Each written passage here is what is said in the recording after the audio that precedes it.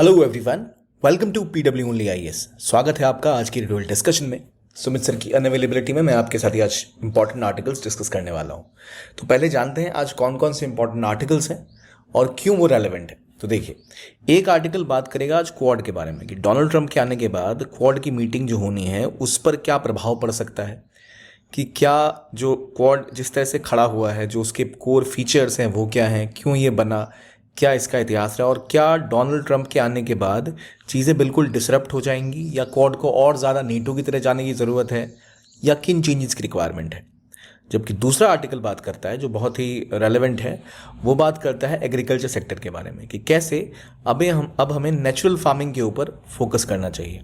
Natural farming कहाँ से develop हुई, भारत के साथ इसका क्या संबंध रहा है, और क्यों इंटेंसिव एग्रीकल्चर जो भारत में प्रैक्टिस किया जाता है वो हमारे कृषि के लिए नुकसानदायक हो सकता है। जबकि वहीं आज जो तीसरा आर्टिकल डिस्कस करेंगे वो आईटी एक्ट के बारे में बात करेगा। खासतौर पे ट्विटर यानी एक्स जो आज कंपनी कहलाती है, पहले ट्विटर कहलाती थी, वो पहुंचे हैं कर्नाटका की कोर्ट में, हाई कोर्ट में, और वहां उन्होंने कंप्लेन किया कि भाई आप एक आईटी एक्ट के सेक्शन का 79 का गलत इस्तेमाल कर रहे हैं। तो वहाँ जो श्रेया सिंघल केस था जिसके तहत सुप्रीम कोर्ट ने एक बड़ा निर्णय लिया था रिगार्डिंग फ्रीडम ऑफ स्पीच, तो वहाँ पर ये मुद्दा नया उछला है कि ग्रॉक जो उनका एआई है उसका इस्तेमाल, और क्या सरकार जो है वो सोशल मीडिया पर किस लेवल पर आकर चीज़ों को रोक सकती है। सोशल मीडिया पे मान लो आप कोई कमेंट कर रहे हो तो जिम्मेदारी आपकी है कि आपने मिसयूज़ किया, अगर आपने कुछ गलत बोला तो, या फिर वो जिम्मेदारी ट्विटर या फेसबुक की कि उन्होंने ऐसा अपने प्लेटफॉर्म पे आने दिया। इस पूरी कंट्रोवर्सी को भी समझेंगे। तो चलिए शुरू करते हैं आज की डिस्कशन पहले आर्टिकल के साथ। तो पहला आर्टिकल बात करेगा स्ट्रेटेजिक डेटरेंस के बारे में। Strategic deterrence the Quad's unique role. ना पहली बात, ये जीएस पेपर 2 आईआर के लिए बहुत इंपॉर्टेंट है। पहला सवाल आपके मन में आना चाहिए कि क्वाड है क्या, ये आर्टिकल बात क्या कर रहा है। तो देखिए, क्वाड असल में 4 देशों का समूह है जिसमें 4 देश हैं, इंडिया, यूएसए, जापान और ऑस्ट्रेलिया। ये चारों देश आपस में कोलैबोरेट करते हैं। इनके अंदर में मिनिस्ट्रियल मीटिंग होती है, 2+2 मीट भी होता है, यानी मिनिस्टर टू मिनिस्टर, यानी डिफेंस मिनिस्टर और आपके जो इकोनॉमिक मिनिस्टर हैं या फॉरेन मिनिस्टर हैं वो आपस में सीधा सीधा बात करते हैं जिससे चीज़ें जल्दी से हो सके, फैसले लिए जा सकें। तो क्वाड में 4 देश हैं। अब यहाँ बोला जा रहा है कि क्वाड का क्या रोल है, क्वाड का क्या रोल है, क्यों क्वाड इस तरह डेवलप हुआ, और स्ट्रैटेजिक डेटरेंस करना कैसे इसका उद्देश्य है। तो पहले समझिए स्ट्रैटेजिक डेटरेंस क्या होता है। स्ट्रैटेजिक डेटरेंस का मतलब ये होता है कि सामने वाली जो, जैसे दो पड़ोसी रहते हैं, एक है पड़ोसी ए, एक है पड़ोसी बी। ए के पास दोनों में से किसी के पास बंदूक नहीं है। ए जो एक दिन है उनका थोड़ा झगड़ा हो गया बी के साथ, अगले दिन वो एक बंदूक खरीद के लाए, क्योंकि उनको मान लो उनको दिखा एक आसपास शेर या टाइगर घूमते हुए, तो वो एक बंदूक खरीद के लाया कि भाई इस शेर से हमला हो सकता है, उसको मारने में मदद मिलेगी, डिफेंड करने में मुझे मदद मिलेगी। तो ए ने बंदूक खरीदी किस लिए? शेर का शिकार करने के लिए या शेर से हमले से बचने के लिए। लेकिन बी से इसकी एक बार थोड़ा सा झड़प हो चुका था, तो बी को क्या लगेगा, भाई इसने बंदूक खरीदी है मुझे मारने के लिए।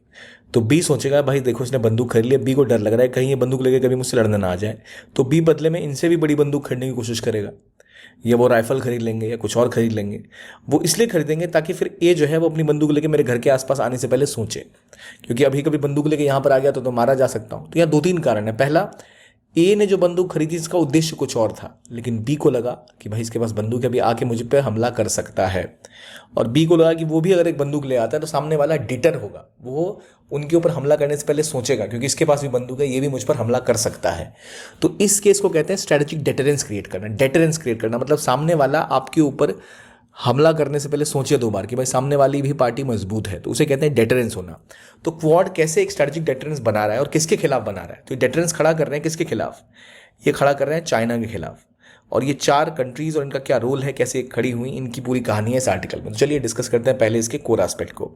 तो जब भी आप कोई ग्लोबल ग्रुप पढ़ रहे हैं, क्वाड के मेंबर्स आपको पता ही है 4 हैं, वो तो आपको पता ही है। अब अभी रिसेंटली क्यों ये न्यूज़ में है? तो न्यूज़ में होने का कारण ये है कि अभी अमेरिका के नए राष्ट्रपति डोनाल्ड ट्रंप राष्ट्रपति बने हैं और वो दिल्ली में आएंगे। इस साल क्वाड की समिट दिल्ली में है, तो वहाँ पर बात की जा रही है कि वो जब आएंगे तो क्या होगा। कहा यह जा रहा है कि डोनाल्ड ट्रंप के साथ एक बात रही कि डोनाल्ड ट्रंप अक्सर, अब जब से राष्ट्रपति इस बार दोबारा बने हैं, तो वो हमेशा कोशिश ये करते हैं कि अमेरिका की जो बात है वो आगे बढ़े और कहीं वो ये ना बोले कि हम इस क्वाड को अब मिलिटराइज करेंगे, यानी क्वाड के बीच में एक मिलिट्री अलायंस हो जाए कि किसी एक पर हमला तो सबके हमले की तरह देखा जाएगा। कई लोग ये भी कह रहे हैं कि डोनाल्ड ट्रंप जहाँ भी राष्ट्रपति बनने के बाद आए हैं वहाँ पर वो आमतौर पर जब भी कोई राष्ट्रपति होता है किसी भी देश का, तो वो कोशिश करता है कि सामने वाले देश के साथ कुछ चीज़ों पर वो कोलैबोरेट करे। किन में कोलैबोरेट करे? मान लो क्लाइमेट चेंज हो गया, हेल्थ हो गई, या ह्यूमन डिजास्टर हो गया, या फिर डिजास्टर में कोई रिलीफ, HAD यानी ह्यूमैनिटेरियन असिस्टेंस और डिजास्टर रिलीफ, यानी कि चक्रवात आ गया, तूफान आ गया, भूकंप आ गया, वहाँ पर काम हो रहा है तो वहाँ पर रिलीफ का प्रोवाइड करना काम, इन सभी एरियाज में कोलेब्रेशन की बात होती है। लेकिन डोनाल्ड ट्रंप इसकी बात बिल्कुल नहीं करते। ये बात करते हैं केवल कि हमारा किस में भला होगा। ये ट्रांजैक्शनल है, ये एक हाथ ले एक हाथ दे, सेवा तेवा नहीं करनी, कोई मदद नहीं करनी, मैं आपको कोई हेल्प कर रहा हूँ, आप बदले में हेल्प करो। तो उम्मीद की जा रही है कि कहीं इसकी मिलिटराइजेशन की कोशिश ना करें। तो सवाल उठता है, क्या इसकी मिलिटराइजेशन करना संभव है? क्या ये शिफ्ट हो भी सकता है या नहीं?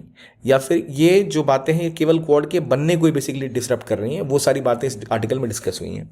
तो क्वाड की लोकेशन अगर आप देखो ये है जो इलाका है ना, यहाँ वाला, ये है साउथ चाइना सी। साउथ चाइना सी में अचानक से चाइना का दबदबा बहुत तेजी के साथ बढ़ा। चाइना ने पूरे साउथ चाइना सी पे लगभग कब्जा करने की कोशिश की। तो इसकी वजह से यहाँ आसपास जितनी कंट्रीज हैं, इंडोनेशिया, फिलीपींस, मलेशिया, इन सब के साथ चाइना का डिस्प्यूट है। भारत के साथ तो सीमा पर डिस्प्यूट है ही है। और ऑस्ट्रेलिया के ऊपर लगातार चाइना इकोनॉमिक दबाव बना रहा है, क्योंकि इनके जो संसाधन है जो ऑस्ट्रेलिया एक्सपोर्ट करता है उसका सबसे बड़ा बायर चाइना ही है। और चाइना यहाँ की इकोनॉमी के ऊपर और पॉलिटिक्स के ऊपर अब हस्तक्षेप करने लग गया।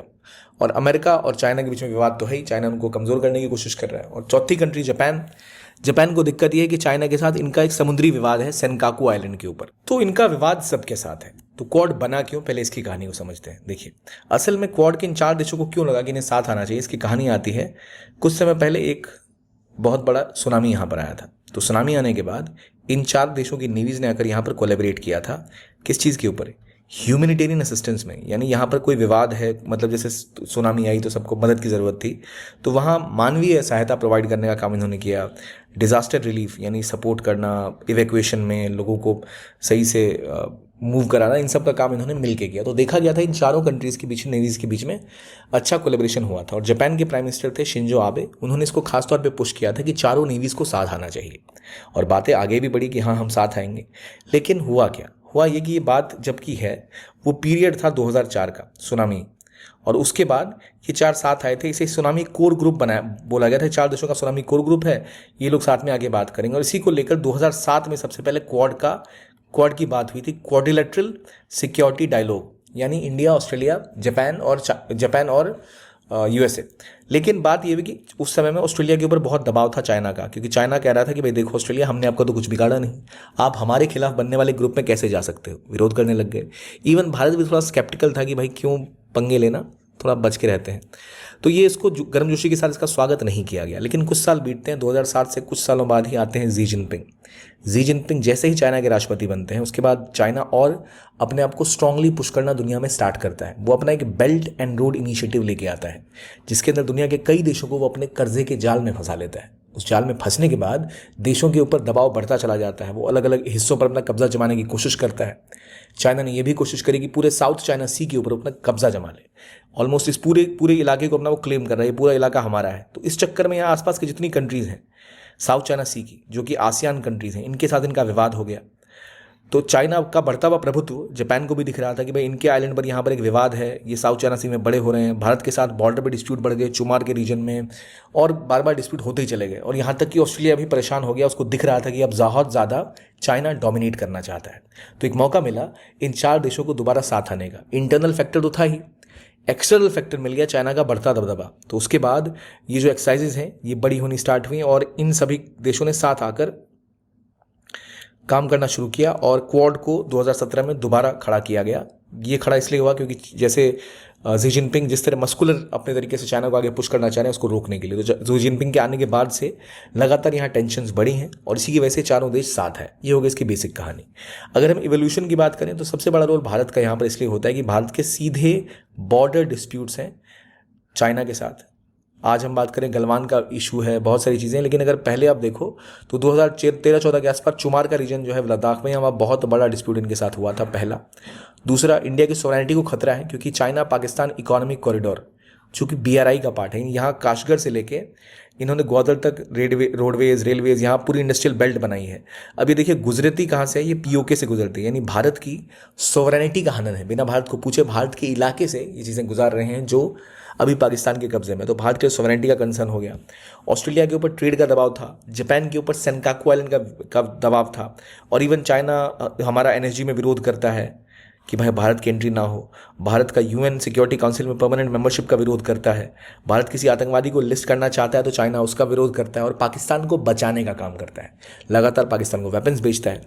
इसलिए भारत को एक वजह बन गई कि हमें क्यों इस क्वाड का मेंबर बनना है। दूसरा, ऑस्ट्रेलिया इकोनॉमिक कोर्शन फेस कर रहा है, वो लगातार ऑस्ट्रेलिया के ऊपर कभी वहाँ से आने वाले सामान के ऊपर टैरिफ बढ़ा देता है, कभी उनको धमकाता है। इस चक्कर में ऑस्ट्रेलिया को लग रहा था कि चाइना के ऊपर ओवर डिपेंडेंस हो गई है।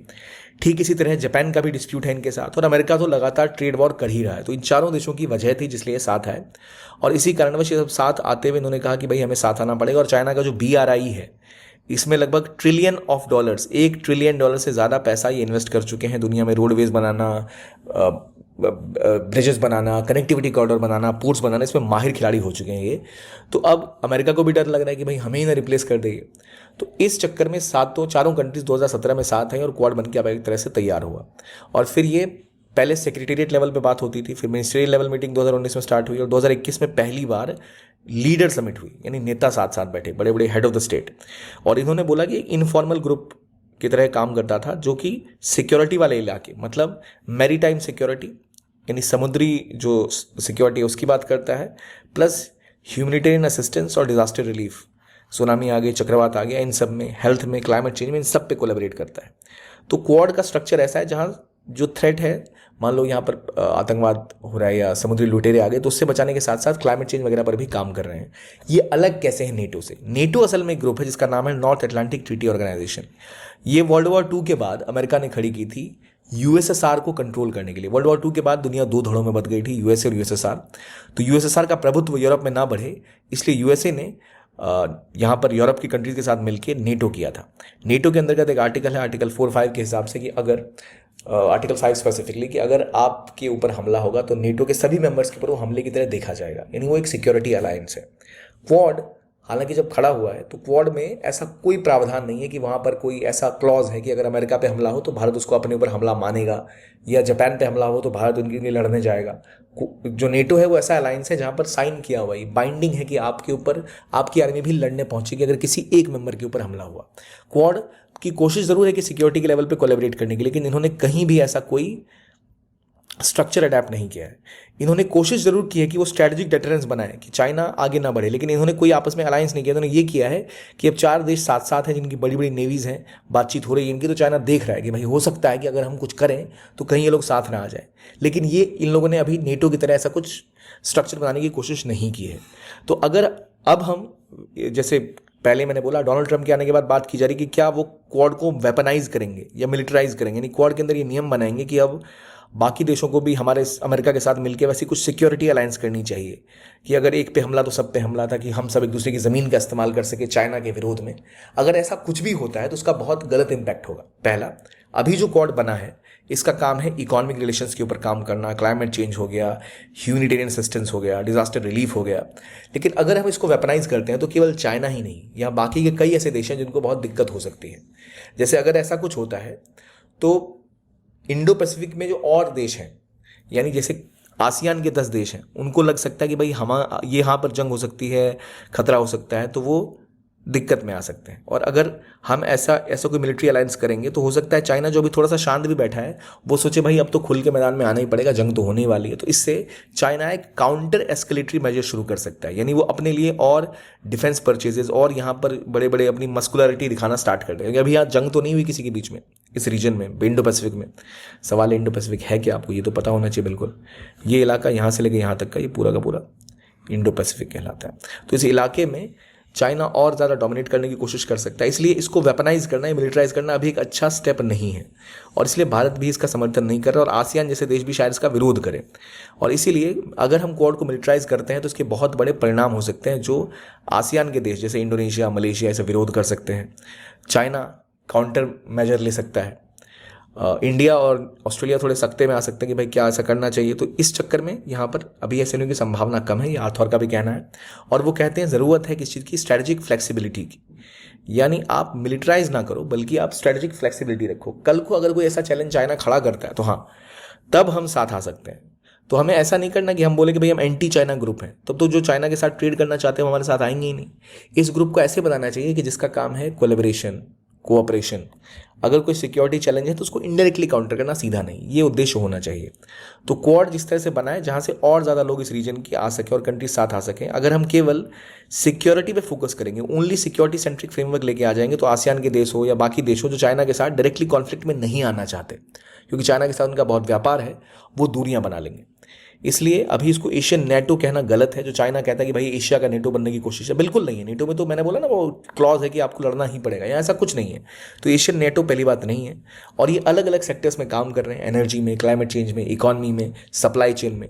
तो इनको इन्हीं एरियाज में काम करते रहना चाहिए। इवन डोनाल्ड ट्रंप के टाइम में भी, डोनाल्ड ट्रंप जब पहले भी राष्ट्रपति बने थे तब भी और अभी भी अगर हम देखें तो क्वाड कई एरियाज पे काम कर रहा है, तो केवल एक जगह काम नहीं कर रहा। इवन जब ये राष्ट्रपति बने अगले दिन ही एक मीटिंग हुई थी, मिनिस्टीरियल लेवल मीटिंग क्वाड की हुई थी अमेरिका के अंदर ही। तो वो दिखाता है कि जो ये ग्रुप है ना क्वाड, इसका बहुत लॉन्ग टर्म बेनिफिट हो सकता है। फॉर एग्जांपल, क्वाड के जिन देशों के साथ हम बात करें उन सब के साथ ऑस्ट्रेलिया अलग अलग एग्रीमेंट करता है। जैसे ऑस्ट्रेलिया के साथ उन्होंने ऑकस किया, ऑस्ट्रेलिया यूके यूएस के बीच में एग्रीमेंट हुआ था ऑकस, जिसके अंदर ऑस्ट्रेलिया को nuclear submarine, nuclear technology provide की जाएगी, एआई और बाकी सब में बहुत सपोर्ट किया जाएगा। जापान तो उनका दोस्त है ही है। और बात रही इंडिया की, तो इंडिया के साथ इंडिया इनका मेजर डिफेंस पार्टनर बन चुका है। हम इनके साथ जितने इनके फाउंडेशन एग्रीमेंट वो सारे कर चुके हैं। तो इस तरह से ये होना अभी संभव नहीं है। एशियन नेटो नहीं है, ये केवल चाइना का क्रिटिसिज्म है। अभी ज़रूरत है कि हमें ऐसा कोई भी हम कमिटमेंट ना करें जो बाइंडिंग हो। We should be it is and it should be a different kind of informal, fluid, non-NATO style and flexible structure जो 21st सेंचुरी की रियलिटीज़ के हिसाब से काम करे और स्ट्रेटेजिक डिटरेंस इस इलाके में क्रिएट करे।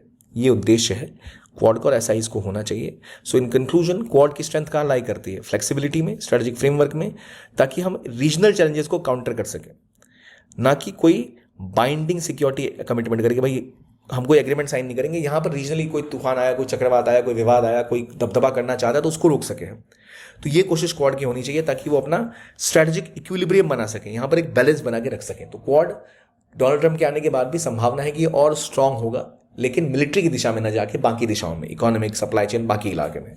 तो ये थी क्वाड की बात। अगले आर्टिकल में आते हैं जहाँ बात हो रही है एग्रीकल्चर की। पेपर 3 के हिसाब से बड़ा इंपॉर्टेंट है, जहाँ क्रॉपिंग पैटर्न की बात हो रही है कि समय आ चुका है कि हम नेचुरल और रीजनरेटिव फार्म प्रैक्टिसेस को रिवाइव करें। अब पहली बात क्या है, ये पेपर 3 के हिसाब से तो इंपॉर्टेंट है, क्यों है? पहली बात, एनएफएस है, नेशनल फूड सिक्योरिटी एक्ट जो है इंडिया का, वो कहता है कि भारत में सबके पास राइट टू फूड है, यानी खाना तो सबको मिलना ही चाहिए। और हमारे देश की जनसंख्या कुछ समय में 160 करोड़ पहुंच जाएगी बाय 2060। 160 करोड़ लोगों के लिए अनाज मुहैया कराना, उनके लिए खाने की मुहैया कराना बहुत महत्वपूर्ण है उसके लिए कि आपके पास एक ऐसा एग्रीकल्चर हो जो कि इतना प्रोड्यूस करे कि आप 160 करोड़ की जनसंख्या को खिला सको, प्लस वो ज़मीन जहाँ पर आप उसको फसल को उगाते हो वो भी तबाह ना हो जाए। तो आपको एक सस्टेनेबल फार्मिंग और बेहतर आउटपुट चाहिए ताकि आप फूड सिक्योरिटी ला सको, यानी आपकी जितनी जनता है उसके पास खाने की कोई दिक्कत ना हो। तो इस लिहाज से इसके लिए आपको ज़रूरत है कि अपने एग्रीकल्चर को और ज़्यादा आप बढ़ाओ, ठीक है, और इंटेंसिव एग्रीकल्चर करो। लेकिन जब आप इंटेंसिफाई करते हो एग्रीकल्चर को, यानी और ज़्यादा प्रेशर देते हो अपने एग्रीकल्चर के ऊपर, यानी और हमें उत्पादन करना है और हमें आउटपुट चाहिए, इसका मतलब हम इसमें और खाद डालेंगे और हाइब्रिड बीज डालेंगे, जेनेटिक एडिटिंग करेंगे इसके अंदर, ज़मीन के ऊपर और तरह के केमिकल डालेंगे, तो इससे होगा क्या कि कुछ समय के लिए तो आपका आउटपुट बढ़ जाएगा, पर लॉन्ग टर्म में आपकी सॉइल की हेल्थ ख़राब हो जाएगी, आपका वाटर रिसोर्स ओवर एक्सप्लॉइट हो जाएगा, क्लाइमेट चेंज पे प्रभाव पड़ सकता है। जैसे पंजाब के केस में देखा जा रहा है जहाँ प्रोडक्टिविटी बढ़ी, बिल्कुल बढ़ी, लेकिन वहाँ लोगों को बहुत ज़्यादा मात्रा में कैंसर होना स्टार्ट हो गया, ज़मीन दूषित हो गई, ग्राउंड लेवल पानी का बहुत नीचे चला गया। तो केवल अगर आप फोकस करोगे इंटेंसिव एग्रीकल्चर करेंगे, जहाँ पर आप सभी संसाधनों का पूरा एकदम मैक्सिमम जोर लगाते हो ताकि आउटपुट बढ़े, वो अगर करते हो तो उसका दुष्प्रभाव भी बहुत ज़्यादा हो सकता है। इसीलिए ज़रूरत है कि इससे आगे बढ़ा जाए, क्योंकि दुनिया में ये जो इंटेंसिव एग्रीकल्चर है इसकी वजह से अराउंड $1.3 ट्रिलियन का कॉस्ट सिर्फ भारत को भरना पड़ता है। भारत के एग्रीकल्चर में जो ये हम एक्स्ट्रा ग्रीन रेवोल्यूशन के बाद से इंटेंसिव एग्रीकल्चर कर रहे हैं, उसकी वजह से हमारे सॉइल का, हमारे हेल्थ के ऊपर और एनवायरनमेंट के ऊपर $1 ट्रिलियन से भी ज़्यादा हर साल हमें इसका खर्च वहन करना पड़ता है। तो इसलिए ज़रूरत है कि हम अल्टरनेटिव सिस्टम्स को देखें, यानी केवल मॉडर्न वाले जो आप फर्टिलाइजर वाला सिस्टम है इससे नहीं, इसके अलावा जो और ट्रेडिशनल प्रैक्टिसेस थे, क्योंकि यहाँ कुछ ऐसी क्रॉप्स, ऐसे कुछ टेक्निक्स थे जहाँ नेचुरली पैदावार होती थी जो लोकल क्लाइमेट के हिसाब से था। हर इलाके में से कुछ अलग अलग क्रॉप होती है, कहीं बाजरा होता है, कहीं ज्वार होता है। तो ये चीज़ें जहाँ उपजती थी कि हम उन चीज़ों को वहाँ नहीं उपजा सकते। जैसे आप देखो बंगाल, बिहार, उड़ीसा में क्लाइमेट ऐसा नेचुरली है कि वहाँ पे धान या चावल जिसे आप कहते हैं उसकी फसल बेहतर हो सके। आप दालों की फसल राजस्थान में ज़्यादा कर सकते हैं जहाँ पानी की रिक्वायरमेंट कम है।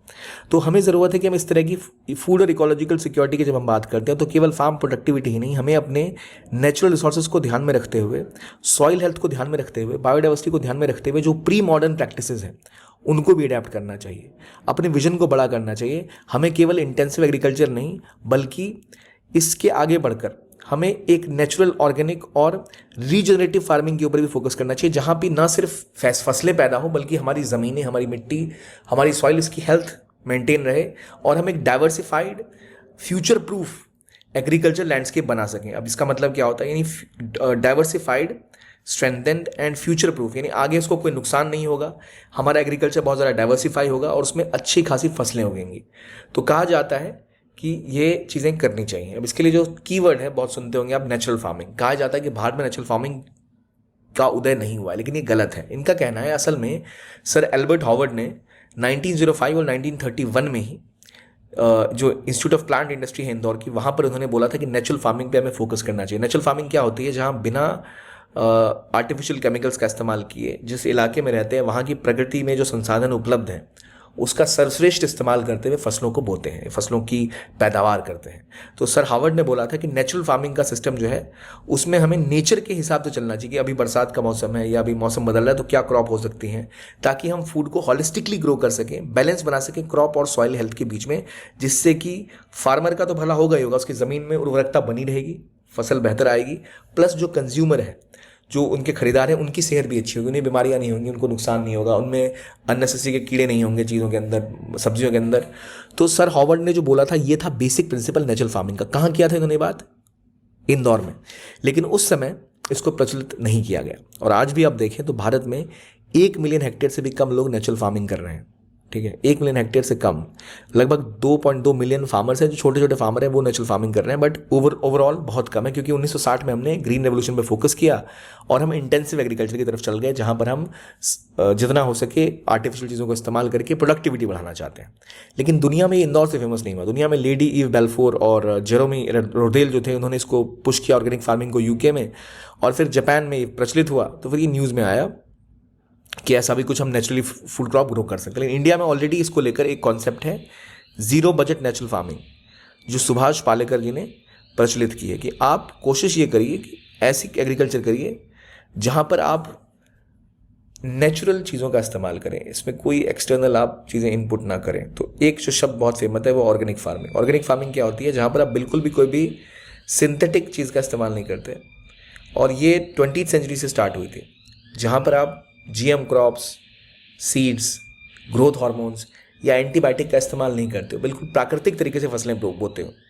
पर प्राकृतिक फसलों के साथ दिक्कत ये है कि इनका जो आउटपुट है वो कम रहता है। श्रीलंका में हमने देखा आउटपुट बहुत गिर गया था।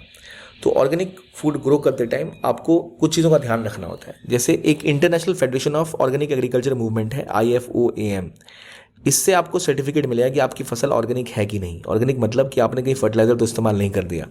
तो IFOAM ऑर्गेनिक इंटरनेशनल लगभग 100 देशों में काम कर रहा है। इससे आप सर्टिफिकेट ले सकते हो कि आपने बिल्कुल नेचुरली ग्रो किया है। और भारत में लगभग 2.7 मिलियन हेक्टेयर अभी सर्टिफाइड ऑर्गेनिक फार्मिंग जहाँ पर हो रही है। ये ऑर्गेनिक फार्मिंग जो है क्या नेचुरल फार्मिंग है? नहीं। ऑर्गेनिक फार्मिंग नेचुरल फार्मिंग का एक एक्सटेंशन है। यानी नेचुरल फार्मिंग एक ऐसा सिस्टम है जिसके तहत आप प्रकृति और माहौल और क्लाइमेट और जो आपके पास संसाधन है उसका सर्वश्रेष्ठ इस्तेमाल करते हुए फसल को बोते हो। इसी का एक सब सेक्शन है, वो है ऑर्गेनिक फार्मिंग, जहाँ पर आप कुछ इस तरह से फार्मिंग कर रहे हो कि आपको सर्टिफिकेट भी मिल रहा है कि आपका जो पद्धति है वो बिल्कुल ऑर्गेनिक है। तो उसके लिए आपको सर्टिफिकेट मिलता है, और सर्टिफिकेट मिलता है तो आपकी फसल जो होती है प्रीमियम हो जाती है, सर्टिफाइड फसल है। जैसे आपने देखिए कुछ सेब मिलते हैं जो नॉर्मल सेब हैं, कुछ के ऊपर स्टिकर लगा होगा, तो नॉर्मल सेब सस्ते हैं, स्टिकर वाला 20 रुपये महंगा, क्योंकि इसके पास सर्टिफिकेट लगा हुआ है। तो वही कहानी यहाँ भी है। ऑर्गेनिक फार्मिंग भी एक तरह की नेचुरल फार्मिंग है, लेकिन वो सर्टिफाइड होती है। तो एक बड़ा लेवल ऑफ किसान जो है उसमें ज्वाइन कर ही नहीं सकता, उसके पास संसाधन ही नहीं है। तो ये दिक्कत ऑर्गेनिक फार्मिंग के साथ है। इसलिए हमें ज़रूरत है कि हम अपनी नेचुरल पद्धति को, जो हमारी अलग इलाकों में, जो प्री मॉडर्न टाइम्स में जो हमारी ऑथेंटिक ट्रेडिशनल प्रैक्टिसेस थी, उसको भी बढ़ावा दें। अब एक और टर्म आता है रीजनरेटिव फार्मिंग।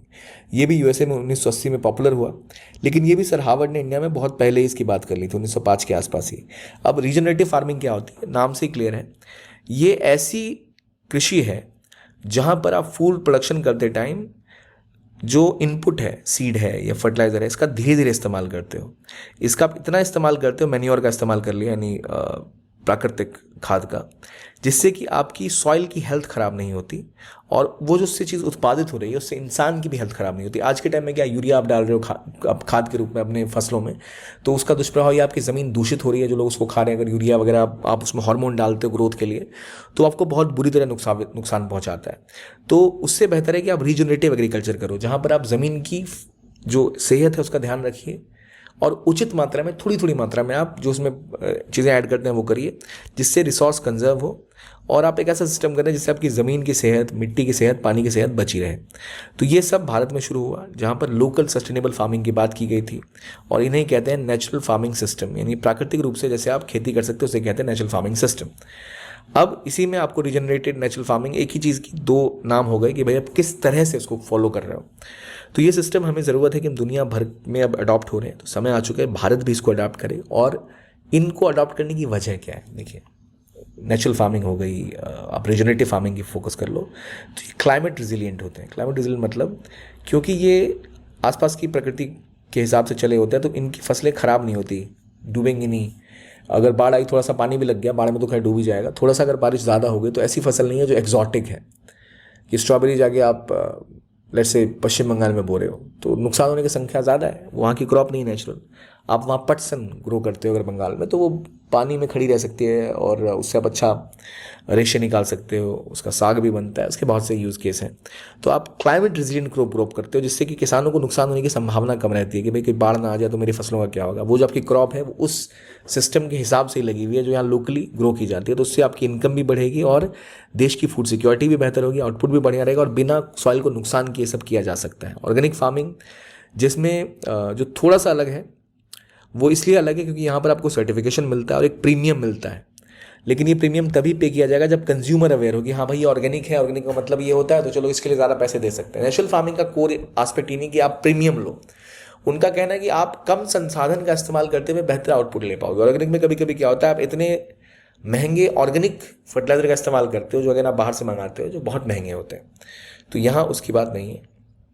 इंडिया में जो एग्रीकल्चर लैंड है अभी मेजरली वो इंटेंसिव एग्रीकल्चर में डूबा हुआ है, तो ज़रूरत है कि हम उसको री एग्जामिन करें, नेचुरल तरीके से रीजनरेटिव फार्मिंग प्रैक्टिस शुरू करें। जितने हमारे एग्रो क्लाइमेटिक जोन है हर जगह रीजनरेटिव इन अ सेंस जहाँ पर आप इसका ध्यान रखते हो कि सेहत, ज़मीन की सेहत, प्रकृति की सेहत और इंसान की सेहत सभी बराबर हो। तभी जाकर आप ये डाइवर्सिफाइड अप्रोच रखो जहाँ आप ज्योग्राफी के हिसाब से, सोशल इकोनॉमिक कंडीशन के हिसाब से आप खेती करो, तब जाकर आपकी फार्मिंग प्रैक्टिस ऐसी होंगी जहाँ प्रोडक्शन भी बढ़ेगा और सेहत भी बढ़ेगी और आपका फ्यूचर प्रूफ भी रहेगा सिस्टम।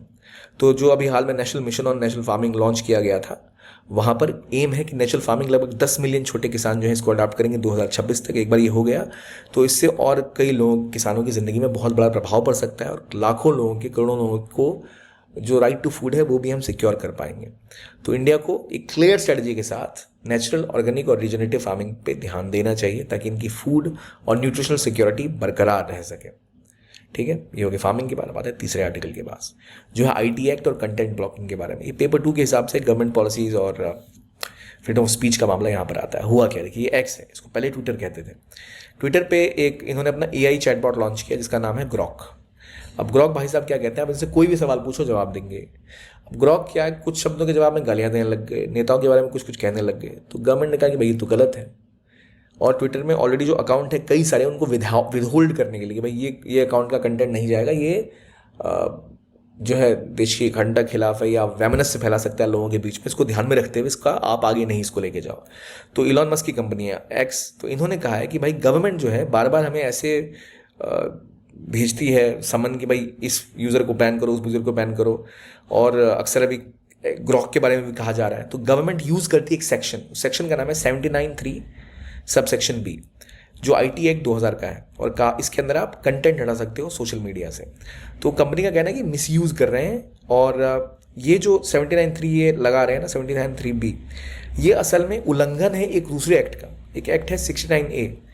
इस एक्ट के अंतर्गत जो इंटरमीडियरीज होते हैं उनके पास कुछ रिस्पॉन्सिबिलिटी कम होती है। तो क्या ये उसका उल्लंघन नहीं है, ये समझने में थोड़ी दिक्कत हो रही होगी आपको, तो पहले इसको देखते हैं ये मामला क्या है। तो देखिए, ये सारी कहानी स्टार्ट होती है 2015 से। 2015 में सुप्रीम कोर्ट की एक रूलिंग आती है जिसे श्रेया सिंघल केस कहते हैं बहुत फेमसली, जहां पर सुप्रीम कोर्ट ने कहा था कि इंडिया का जो आईटी एक्ट है उसके अंदर एक है सेक्शन 66A हुआ करता था, जो 66A ये कहा करता था कि सरकार के पास अधिकार था कि किसी को भी क्रिमिनली पनिश कर सकते थे अगर उनको ऐसा लगता था कि जो इन्फॉर्मेशन दी जा रही है वो गलत है, या जो इन्फॉर्मेशन शेयर की जा रही है कोई सोशल मीडिया पे जो डाल रहा है उससे किसी को नुकसान हो सकता है। तो इनकन्वीनियंस, एनोयंस या फिर फॉल्स इन्फॉर्मेशन के नाम पर सरकार चाहती तो आपको जेल में डाल सकती थी, कहती है क्रिमिनल ऑफेंसेस के ऊपर लग जाएगा। श्रेया सिंघल केस में सुप्रीम कोर्ट ने कहा ऐसा नहीं है, और ये बोला गया कि ये बिल्कुल वेग है, इसका मतलब तो अनलिमिटेड पावर ले गए। फ्रीडम ऑफ स्पीच का क्या होगा फिर? आप कह रहे हो किसी को अनॉयंस भी ना हो, यानी किसी को थोड़ी सी भी दिक्कत ना हो किसी की बातों से। अब कोई आप बोलोगे किसी न किसी को दिक्कत हो ही जाएगी। मैं ये 12 पढ़ा रहा हूँ, बहुत लोगों को दिक्कत होगी, बहुत लोगों को अच्छा लगेगा, तो दिक्कत होना लाजमी है। तो इनका कहना है कि अगर आप ये बातें करोगे तो बिल्कुल अनकॉन्स्टिट्यूशनल हो गया। तो इन्होंने कहा था कि इसलिए आईटी एक्ट का जो ये 66A है बिल्कुल काम नहीं करेगा, ये हो जाएगा कैंसिल। तो आईटी एक्ट में 66A को हटा दिया गया था, तो उसको बहुत बड़ी जीत मानी गई थी फ्रीडम स्पीच एंड एक्सप्रेशन की। और उसके बाद कहा जाता कि भाई अब कैसे रेगुलेट होगा, ऐसा तो नहीं कुछ भी डाल दोगे सोशल मीडिया पर, रेगुलेट तो अभी भी करना है। तो 66A की जगह 69A के तहत भारत में जो ये लीगल मामले हैं इन्फॉर्मेशन शेयरिंग के, उसको मैनेज किया जाने लग गया। इसके अंदर ये है कि सेंटर के पास ये अधिकार है कि वो ऑर्डर दे सकता है under 69A of what, under 69A sub section of IT act.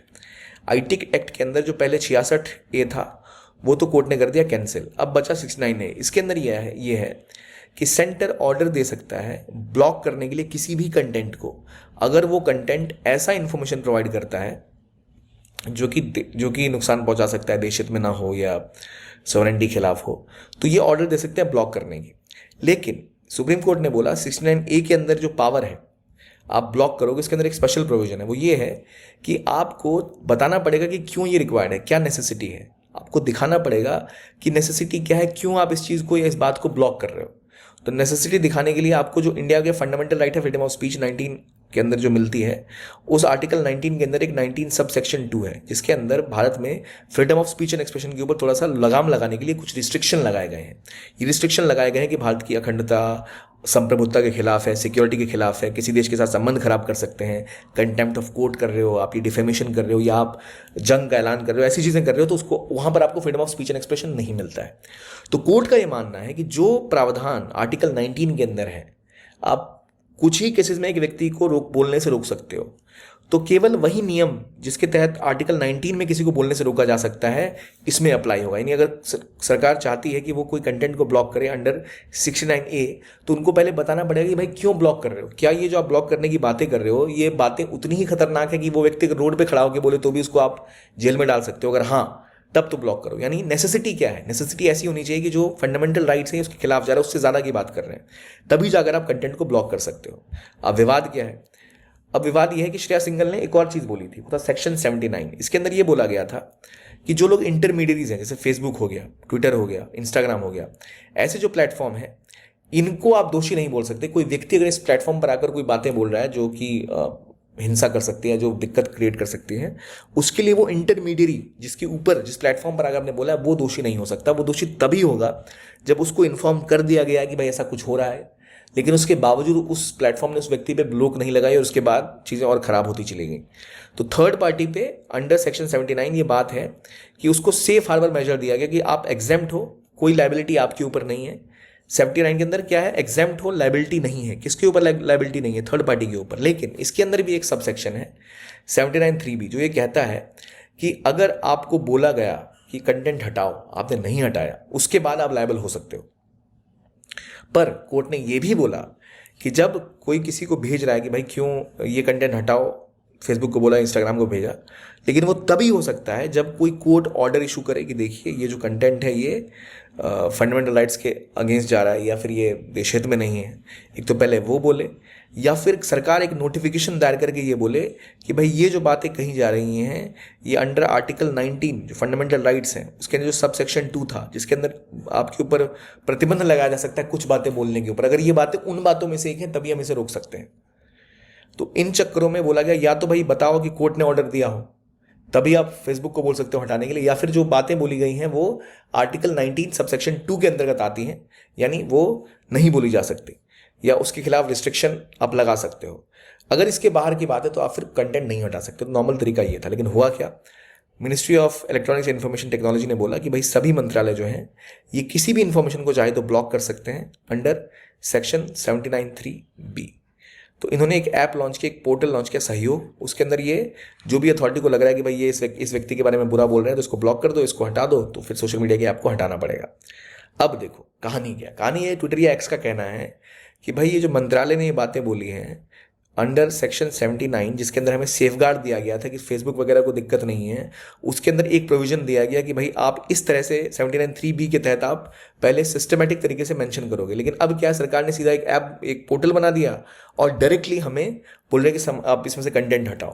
तो ये जो किया जा रहा है ये बिल्कुल मिसयूज है सेक्शन 79 का, जिससे कि हमें जो प्रावधान कोर्ट ने दिए थे अपनी जजमेंट में शेयर सिंगल केस में कि फेसबुक, ट्विटर, एक्स या इंस्टाग्राम या एक्स जो भी कहें से हम, इन सब के पास प्रोटेक्शन है कि जब तक वो फंडामेंटल राइट का उल्लंघन ना करें या फिर कोर्ट का ऑर्डर ना हो तब तक आप कंटेंट नहीं हटाओ, तो कोई दिक्कत नहीं है। तो इसलिए एक्स पहुंची कोर्ट के पास कि भाई ये जो एक्शन लिया जा रहा है सरकार के खिलाफ ये गलत है। ये जो एक तो पहले हमें जो प्रोटेक्शन मिली है अंडर 79 और 79(2) के अंतर्गत जो डिफरेंसेस हैं उसका अंतर है, तो इसलिए इसको हटाइए, ये बात गलत है। और मामला यहाँ ये भी आ रहा है कि ग्रॉक को लेकर विवाद है। अब ग्रॉक क्या है, ग्रॉक एक असल में एक AI ऐप है। तो ग्रॉक ने हिंदी में कुछ गालियाँ वालियाँ भी दी, जो सरकार के खिलाफ भी बोला।